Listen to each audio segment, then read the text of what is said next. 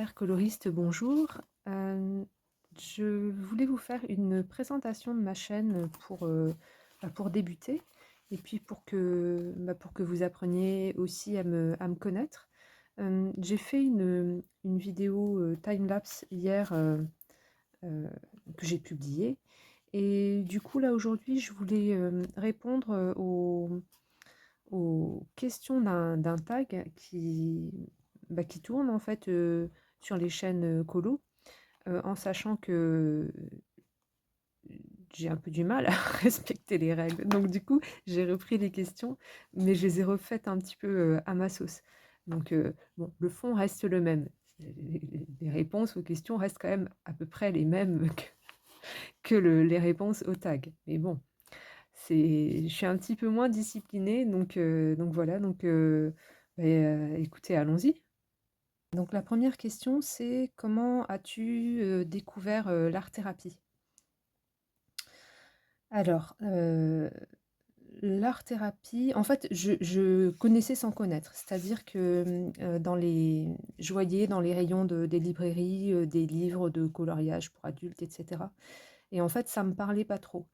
Mais pendant très, très, très, très longtemps, j'ai fait pas mal de choses créatives, entre autres du journal créatif, mais aussi un peu d'aquarelle, un peu de peinture. Enfin, j'aime beaucoup tout ce qui est créatif, donc du coup, j'ai fait pas mal de choses, mais ça me tentait pas. Et puis en 2000, ça doit être 2021. Oui, ça doit être ça, 2021. En fait, mes deux grandes passions, c'est la mise en couleur, tout ce qui est mise en couleur, créativité, etc., et la lecture. Et en fait, dans mon fil d'actualité YouTube est arrivée une vidéo euh, qui présentait des livres de coloriage. C'était des livres, donc c'était dans mon fil d'actualité de livres, et c'était des livres de coloriage. Et c'était à l'époque la chaîne de Sunday Morning Création. Et c'est la toute première chaîne vidéo où j'ai vu ce que c'était qu'un livre de coloriage pour adultes et ce qu'on pouvait y faire dedans. Parce que moi, bêtement, je pensais que c'était juste remplir des dessins de façon assez enfantine.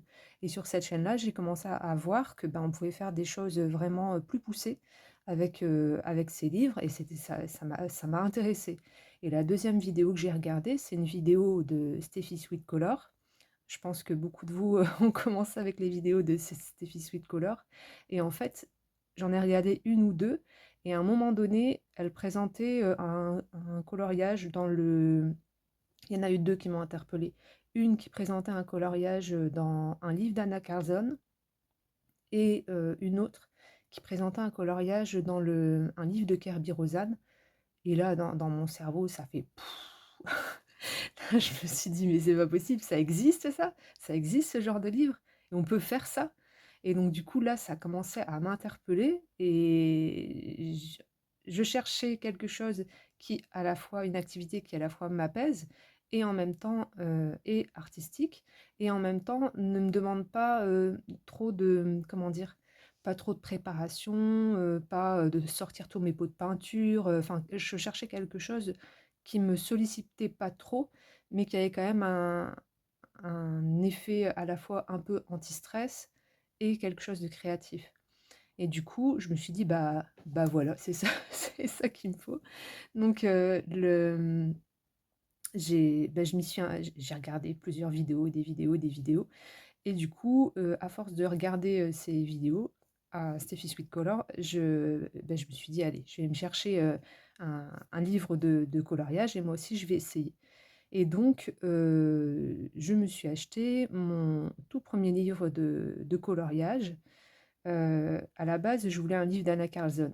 Et puis en fait, je regardais sur Amazon et je me dis non, mais le prix, c'est beaucoup, beaucoup, beaucoup trop cher pour un livre de coloriage, parce qu'à l'époque, ça ne me serait jamais venu à l'idée de mettre autant dans un livre de coloriage. Et donc, je suis allée au supermarché et j'ai trouvé un livre avec lequel beaucoup d'entre nous commencent, donc un livre de Johanna Basford.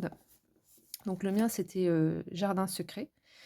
Et je me suis dit: «Bah, je vais prendre ça, je vais essayer, je verrai si ça me plaît. Si ça me plaît, j'achèterai des livres un peu plus chers». Et donc j'ai pris, ce livre-là. Donc les débuts ont été un peu, un petit peu compliqués quand même. Donc ça répond aussi à la question: quel est mon premier livre de coloriage? Et mon tout premier coloriage, que j'ai fait, le tout premier coloriage que j'ai fait, c'est celui-là, donc le vert, hein, celui-là. Heu, Moi je trouve que même encore maintenant, je trouve c'est pas si mal en fait, pour un 1er colo. J'avais regardé quelques vidéos sur comment on fait un dégradé, mais j'ai trouvé que c'était, c'est pas que c'était difficile. Faire le dégradé en soi n'était pas forcément difficile. Ce qui était difficile, c'était d'avoir de la pigmentation et de l'intensité.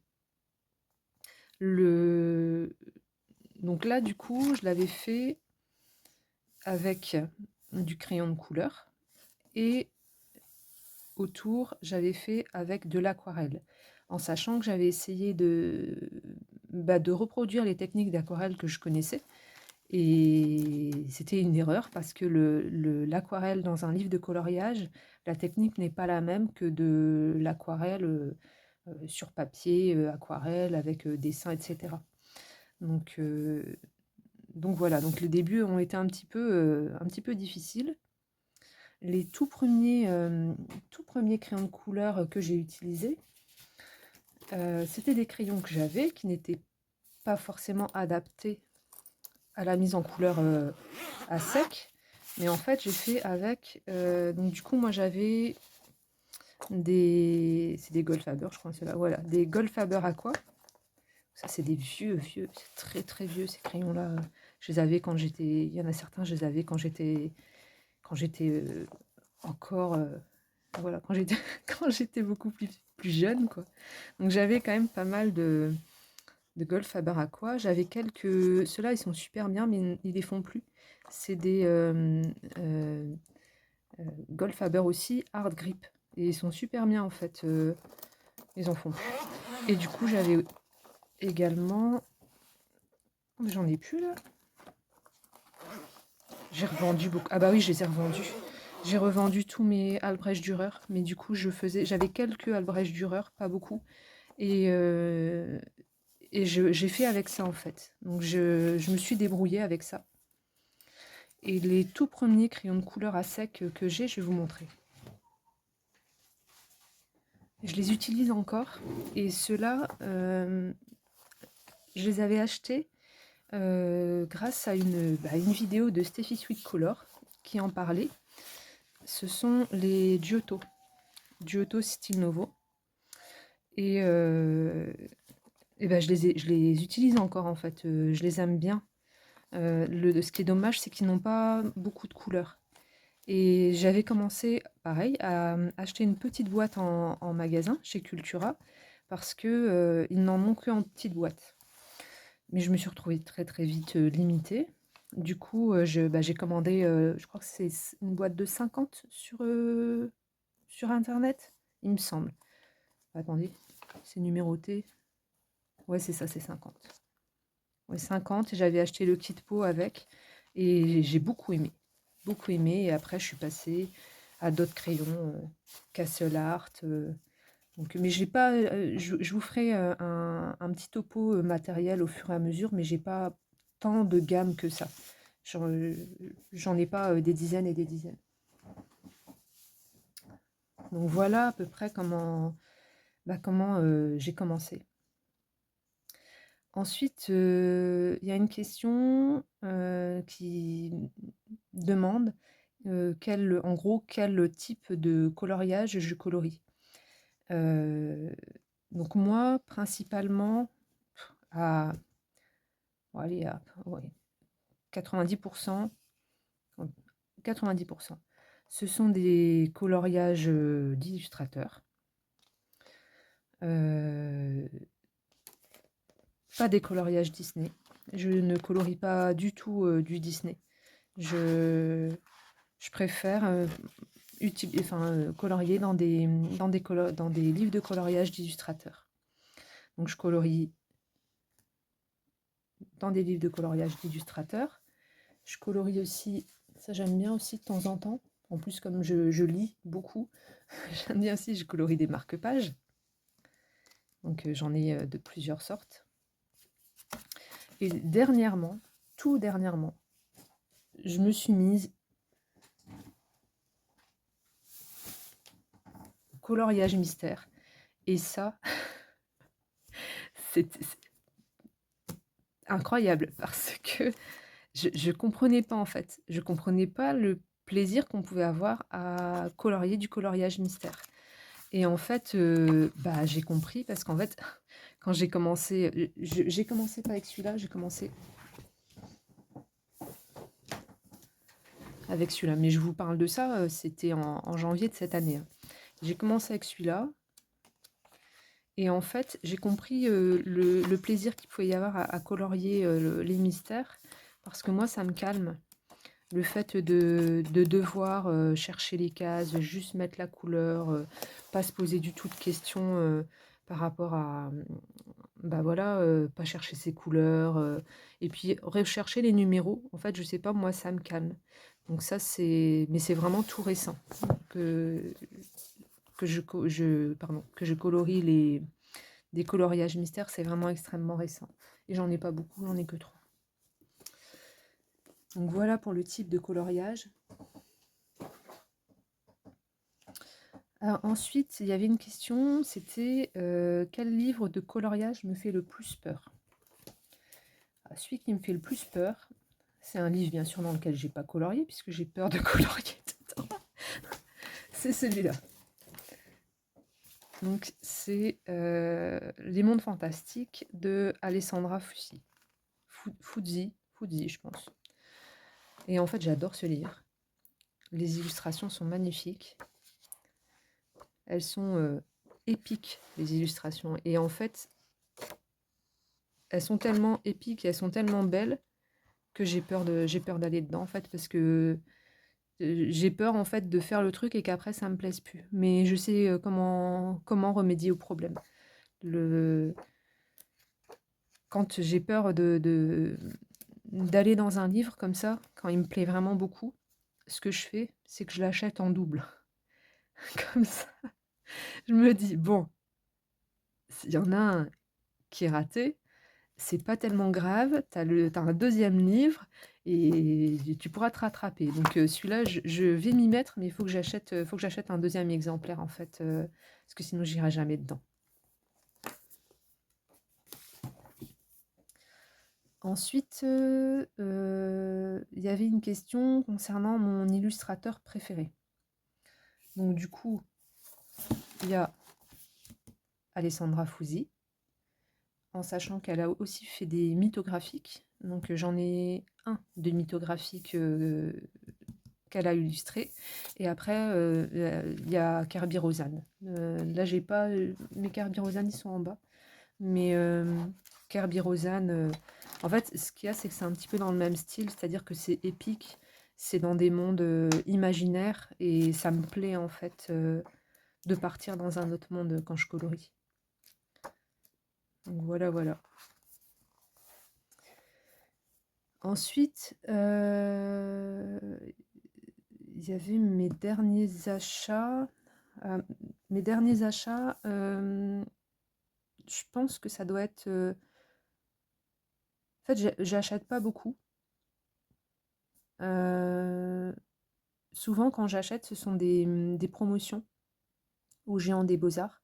Parce que sinon, le matériel, je trouve ça hors de prix. Et les prix ont fortement augmenté. Depuis que je colorie, je trouve que les prix ont vraiment fortement augmenté. Donc mon dernier achat, ça doit être quelques Pablo. Il me semble que c'est la dernière chose que j'ai acheté. Ça devait être quelques Pablo que j'ai acheté au Géant des Beaux-Arts. Un matériel que je regrette d'avoir acheté, je ne l'ai plus parce que il m'énervait tellement ce matériel bah, que je m'en suis séparée parce que ça traînait à la maison, ça m'énervait. C'était les crayons de couleur Crayola. Bah, j'en ai encore quelques-uns, mais vraiment, je les ai gardés. Je sais pas pourquoi je les ai gardés. puisse garder. Est-ce que je suis une acharnée que je me dis, peut-être un jour j'arriverai à en faire quelque chose. Alors, là ici, c'est ceux-là. En sachant que là, ceux-là, ils sont à double pointe. C'est ceux que j'ai trouvés chez Cultura. Mais j'avais acheté la boîte de 100. Il me semble qu'il y en a 100. Parce que j'avais essayé, puis je me dis, oh, c'est pas mal et tout. Et en fait, quand j'ai eu la boîte de 100, je me suis rendu compte qu'ils étaient beaucoup trop secs. Je m'étais dit, je vais trouver un complément au Giotto. Donc, je pensais que ça ferait l'affaire. Et en fait, ils sont beaucoup trop secs. Donc j'ai gardé uniquement ceux-là qui sont en double pointe, parce que comme ça, j'ai 1, 2, 3, 4, 5, 6, 10, 11, 12, il y a 24 couleurs en tout. Donc je me dis, bon, si j'ai envie de les réessayer, au moins j'en ai un petit peu, mais sinon la grosse boîte, je m'en suis séparée, ça me convenait pas du tout. Ensuite, alors, quel est le matériel que je suis trop contente d'avoir acheté? Alors pour moi, ce sont les Pablo que j'ai commencé à m'acheter fin d'année 2024. Donc j'en achète un petit peu par-ci par-là au gré des promotions, hein, ou alors de mon anniversaire ou je ne sais quoi. Et ces crayons de couleur-là, je les aime bien. J'aimerais bien avoir toute la gamme parce qu'ils sont vraiment très très agréables à travailler. Donc ceux-là, en plus, ils se marient très très bien avec les polychromos. Donc c'est vraiment un achat que je regrette pas du tout d'avoir fait.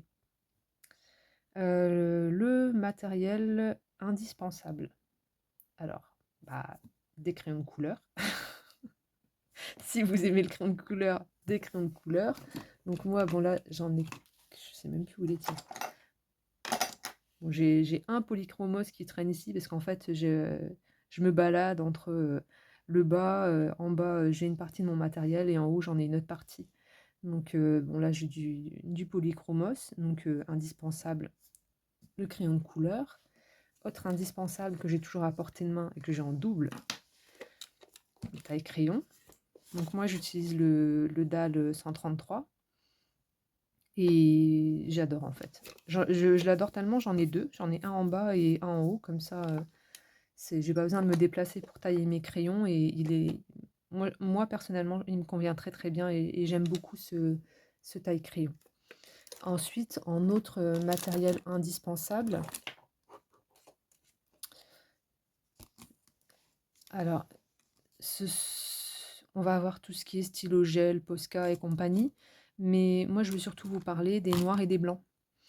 Parce que, que ce soit en stylo gel ou en Posca, c'est ceux que j'utilise le plus et un petit doré. Mais du coup, bon, personnellement, comme marque, je ne saurais même pas dire ce que je préfère. En fait, des fois, ça dépend des fois. Moi, j'utilise les signaux ou alors les Jelly Roll. Ah, des fois, les signaux, j'aime bien, des fois, ils m'énervent parce que ça bloque, donc je prends du Jelly Roll et pareil, Jelly Roll, des fois, ça va et puis des fois, ça bloque, ça m'énerve. Posca, j'ai moins de difficultés avec. Certaines personnes disent qu'il coule.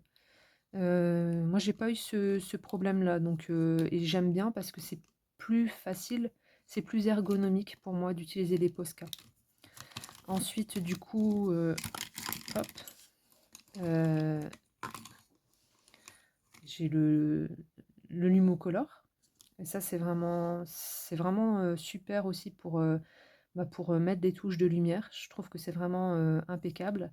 J'ai aussi un pastel gras blanc sennelier qui se trouve en bas, mais je l'utilise pas trop. J'ai pas le réflexe en fait de l'utiliser. Et puis après, bah, moi j'aime bien ceux-là, par exemple, les Unipin. Ça j'aime bien. Qui existe en. Bah, celui-là, je sais plus ce que c'est. Ouais, en brush. Ça j'aime bien en brush. Il est top. Donc voilà à peu près mon matériel indispensable. Taille crayon, un petit peu de stylo gel pour la finition.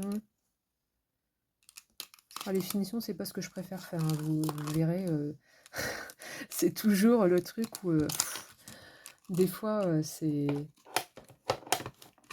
j'arrête parce que ça, voilà, ça me je suis vite, ennuyée, en fait, par les finitions. Donc voilà par rapport au matériel, qui est indispensable pour moi. Donc ensuite, il y a une question, est-ce que je suis plus crayon de couleur ou feutre? Alors là, par rapport au tout début, quand j'ai commencé, c'était uniquement crayon de couleur. Parce que moi, dans ma tête, le feutre, ça faisait des traces. Et du coup, je ne pouvais pas envisager de l'utiliser dans, mes livres de coloriage parce que je voulais pas, gâcher, le travail que j'étais en train de faire, en fait. Et puis, grâce à la chaîne de Laimiana, je me suis mise au feutre parce que dans beaucoup de ses dans quasiment tous ses coloriages, elle utilise, donc elle utilise les comment ça s'appelle? Ah, les Pitt, les Faber-Castell, Pitt et en fait, elle utilisait et je trouvais ça super beau, quoi. Vraiment, le rendu, incroyable, quoi et du coup, bah, je me suis un peu plus penchée sur la question et je me suis mise au feutre. Bon, avant ça, j'avais déjà commencé, parce que là, je parle du feutre à eau, mais avant ça, j'avais déjà commencé le feutre à alcool, mais surtout pour les marque-pages. Parce que, dans les livres de coloriage, même s'ils sont juste, recto, en fait, je suis un petit peu maniaque, donc du coup, je suis maniaque visuellement et du coup, dans les livres, recto, où il y a que le recto, si on colorie avec le feutre à alcool, ça fait des traces derrière et il y a un coloriage à côté et du coup, moi, ça me perturbe donc j'utilise pas trop dans mes livres de coloriage. J'essaye un petit peu parce que j'aime beaucoup, je trouve ça très, très agréable. Feutre à alcool, j'utilise surtout, sur les marque-pages et feutre à eau, bah, je m'y suis mise, il y a pas, si longtemps que ça doit être, mi-2024 à peu près où je me suis mise au feutre et c'est sympa. Franchement, j'aime bien. Donc là, je suis vraiment je varie, entre le crayon de couleur et le feutre parce que je trouve qu'en fait, ils sont tous les 2 très agréables à utiliser, mais ça va dépendre de mon envie du moment. Et là, c'est vraiment, de façon, tactile en fait, sensitive. Il y a des moments, je vais vraiment avoir envie d'avoir la sensation du feutre et d'autres le crayon de couleur. Donc c'est vraiment variable. Donc j'aime les 2. Ensuite, il y a une question par rapport au budget coloriage par mois. Alors moi, j'ai pas de budget coloriage, par mois. Hem Donc comme je vous disais un petit peu avant, par rapport au matériel, au matériel, artistique et tout ça, très souvent, moi j'attends les promotions du Géant des Beaux-Arts pour pouvoir m'acheter du matériel. Après, là où mon budget est peut-être un peu plus, élevé, c'est par rapport aux livres, mais ça dépend des sorties. Parce que, je j'achète pas, autant de livres que ça. Pendant un moment, j'en ai acheté beaucoup. En fait, ça dépend vraiment des sorties et donc j'ai pas, j'ai pas vraiment de budget colo. Ça va dépendre, vraiment de mes envies du moment, de ce dont j'ai besoin. Voilà. Donc j'ai pas de budget. Ensuite, il y a une question sur le livre le plus avancé. Alors celui-là, je veux le terminer, donc il est fort avancé. C'est ça. C'est Escape to Wonderland. De Good Wives and Warriors. Et en fait, celui-là,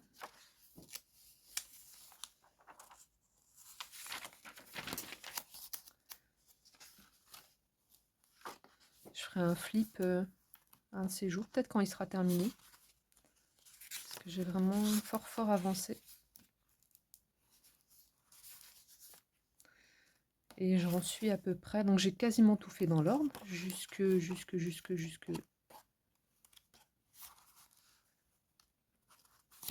crois que ça. Ouais, j'ai fait. Il y en a un en cours là, mais sinon j'ai fait dans l'ordre jusque là. Donc ça me fait à peu près ça, au niveau du livre. Je sais pas si on arrive à voir le... Donc là, on est à peu près presque à la moitié. Et après, j'en ai encore fait d'autres. Parce qu'en fait, au début, je me disais, bah, je vais le faire dans l'ordre. Et au final, bah, c'est parti en cacahuète, comme beaucoup de choses. En fait, j'ai du mal à suivre les règles, hein. Donc, à partir du moment où je me mets une règle, à un moment donné, ça part en cacahuète. Et du coup, bah, il n'est pas dans l'ordre. Mais en tout cas, toujours est-il qu'il est bien avancé. J'aimerais bien le terminer. Euh, donc, quand il sera fini, bah, je vous ferai je vous le montrerai quand il sera fini. Ensuite, il y avait une question sur combien de colos par mois et combien de temps passé à colorier par semaine. Alors, moi, je me fixe pas du tout de coloriage à effectuer par mois. Ça va être en fonction de ce que je peux faire parce que bah, je suis pas toujours, je peux pas toujours colorier. Et du coup, je sais même pas combien de coloriage je fais par mois parce que déjà j'ai plein d'encours. Donc souvent j'ai plein d'encours et il y a des périodes où je vais rien terminer parce que j'ai plein d'encours. Et du coup, il y a un mois où je vais terminer tac tac tac tac et j'en aurai plein de terminés. Mais enfin plein. On s'entend, hein, c'est pas des dizaines de terminés en un mois. Donc j'ai pas, je sais même pas combien j'en fais de coloriage par mois. J'en fais pas non plus des quantités extrêmes, quoi. Et combien de temps par semaine? En fait, ça dépend. Je colorie quand même de façon assez régulière. Euh, J'aime bien faire un petit peu à chaque, enfin, j'aime bien en faire un petit peu tous les jours. Après, il y a des jours où je colorie pas du tout. Donc, je pense que je dois sur une semaine, sur 7 jours, je dois colorier à peu près, ouais, 5 jours. 5 jours, mais je fais pas des grosses sessions en fait. Les sessions, ça va durer 1 heure et demie, 2 heures, grand maximum. Donc c'est à peu près ça mon rythme de coloriage. Euh, ouais, c'est à peu près ça. Et après, par rapport au projet, par rapport à ma chaîne YouTube, bah, écoutez, je vais voir. Ça va être au feeling. Je me suis pas fixée du tout de ligne directrice ou de projet ou j'ai juste envie de partager. Donc, j'ai pas, voilà, j'ai pas de ligne directrice, c'est freestyle. Donc, on va bien voir de quel côté ça va aller. Là, hier, j'ai fait un speed coloring. Donc, là, j'ai d'autres petits rushs en fait dans mon téléphone. Je vais voir comment je les exploite, etc. Donc, je sais pas trop encore, mais en tout cas, moi, ce que j'aimerais, c'est partager avec vous bah, le, ouais, le quotidien. Est-ce qu'on peut dire le quotidien de quelqu'un qui met en couleur? Je sais pas trop si on peut dire ça. En tout cas, ouais, je sais pas trop encore. J'ai quelques idées, mais je sais pas encore trop. Donc, tant que je les ai pas concrétisées, je peux pas en dire plus. Donc voilà. Donc, bah, écoutez, j'espère que cette vidéo vous aura plu. Et puis, ben, je vous dis peut-être à bientôt.